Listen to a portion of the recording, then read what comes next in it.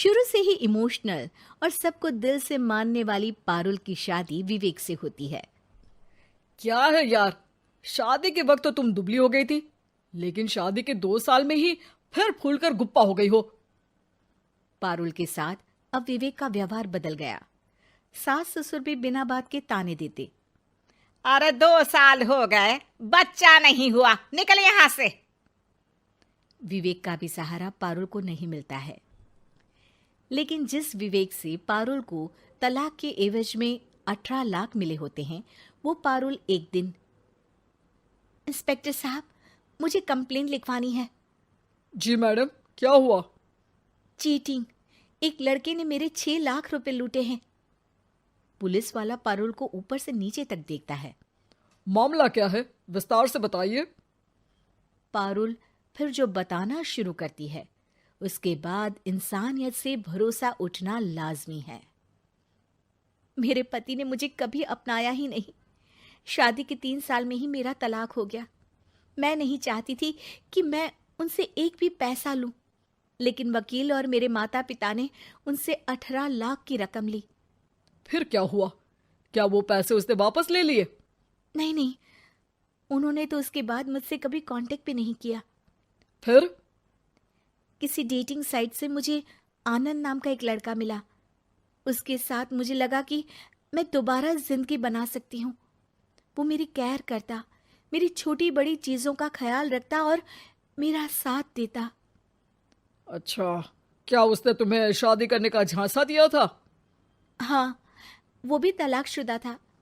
पहले तो उसने मुझसे कहा कि उसकी एक बेटी है, लेकिन फिर पता चला कि उसकी एक नहीं 2 बेटियां हैं।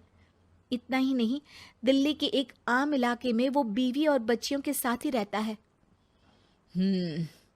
तो आपसे इमोशनली फ्रॉड कर उसने पैसे ऐंठे? जी, अब मेरे पास कुछ नहीं है, ना पैसे ना वो। मैं बस किसी भी हालत में अपने पैसे वापस चाहती हूँ, जो मेरे बुरे वक्त में मेरे काम आ सकते हैं। ठीक है। पुलिस आनंद को पुलिस स्टेशन बुलाकर सारी पूछताछ करती है, लेकिन आनंद पुलिस वालों को ये यकीन दिला देता है कि पारुल ने उसे कोई पैसे दिए ही नहीं, बल्कि वो तो उस पर बीवी को छोड़ने का दबाव बना रही थी और ना मानने पर पारुल ने ये झूठा केस डाला है। क्या मैडम, फोकट में पुलिस का वक्त खराब कर रही हैं? कोई शादीशुदा क्यों अपनी बीवी छोड़ेगा? अब आपकी शादी टूटी तो मतलब सबकी तो नहीं टूट सकती ना। पारुल को पुलिस वाले के मुंह से ये बात सुनकर हैरानी होती है। उसे कुछ समझ में नहीं आता कि वो क्या करे। वो अपनी सहेली झनक, जो कि वकील थी, उससे कांटेक्ट करती है। झनक, मैं क्या करूं? मैं कैसे पुलिस को यकीन दे? अब वक्त झनक का था। देख पारुल, ऐसे तो किसी को भी बिना सोचे समझे पैसे नहीं देने चाहिए, लेकिन अब जब तूने ये कदम उठा ही लिया है, मुझे ये बता, तूने कब कब पैसे दिए और कितने? क्या कहीं कोई सबूत है? पारुल कुछ सोचती है। 3 बार तो बैंक में ट्रांसफर और 2 बार गूगल पे।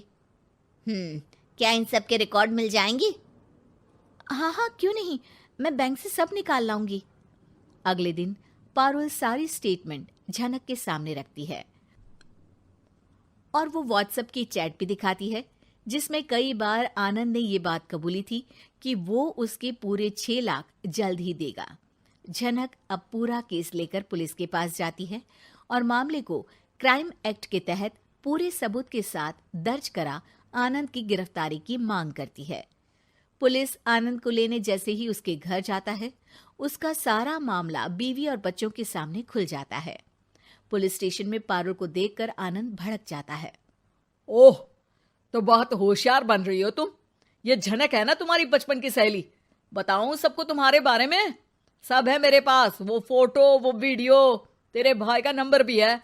6 लाख क्या, अब 1 रुपया भी निकाल कर दिखा दे। वो पुलिस स्टेशन में जोर जोर से चिल्ला रहा था कि तभी पुलिस के एक सीनियर ऑफिसर को गुस्सा आ जाता है। क्यों चिल्ला रहा है? अब तो सारे सबूत है तेरे खिलाफ। ऊपर से यहां चिल्ला चिल्ला कर तूने खुद को तो गड्ढे में धकेल दिया है। जल्दी बता, लड़की के पैसे लौट आता है या फिर? आनंद डर जाता है। तभी उसकी बीवी और बच्चे पुलिस स्टेशन में आकर पारुल के पैसों का बैग देते हैं। मेरे पति को माफ कर दीजिए प्लीज, उन्हें पुलिस से बचा लीजिए। मेरे छोटे बच्चे हैं, ये कैसे रहेंगे? होता भी यही है। पारुल केस वापस ले लेती है, लेकिन उस सबक के साथ कि इमोशनल होकर किसी को भी अपना पैसा नहीं देना चाहिए। झूठ बोलकर रिश्ते कभी ना बनते हैं और ना ही निभते हैं।